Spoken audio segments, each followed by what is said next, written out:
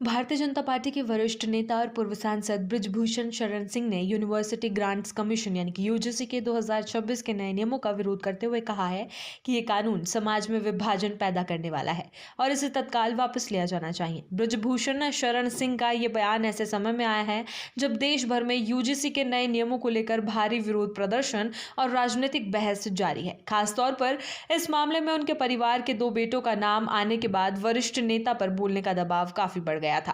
पूर्व सांसद ने एक्स पर पोस्ट किए गए एक वीडियो में कहा कि यूजीसी के नए नियम शिक्षा प्रणाली और सामाजिक न्याय की दृष्टि से विवादास्पद साबित हो रहे हैं। उनका कहना है कि ये कानून कुछ घटनाओं के आधार पर बनाया गया है जिसमें स्वर्ण और पिछड़े वर्ग के छात्रों के बीच उत्पन्न असमानताओं और भेदभाव के मामलों को ध्यान में रखा गया है।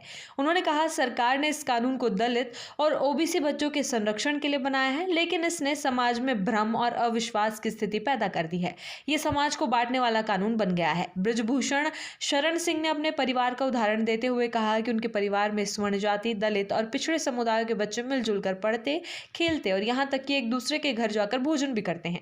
उनका कहना था कि ये परस्पर मेलजोल किसी कानून की वजह से नहीं बल्कि हमारी सनातन परंपरा और संस्कृति की विरासत का परिणाम है।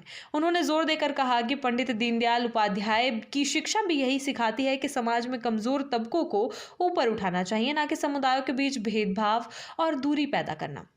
बृजभूषण शरण सिंह ने चेताया कि ऐसे कानून भविष्य में एक अस्वस्थ सामाजिक माहौल का निर्माण कर सकते हैं। उनका कहना था कि अगर इस कानून को बिना संतुलन के लागू किया गया तो कुछ समुदाय के लोगों को दूसरों के घरों में जाने या सामाजिक गतिविधियों में भाग लेने से रोकने जैसी स्थितियां उत्पन्न हो सकती है। उन्होंने कहा कि कानून का उद्देश्य अपराधियों को दंडित करना होना चाहिए, ना कि समाज के वर्गों के बीच अविश्वास पैदा करना।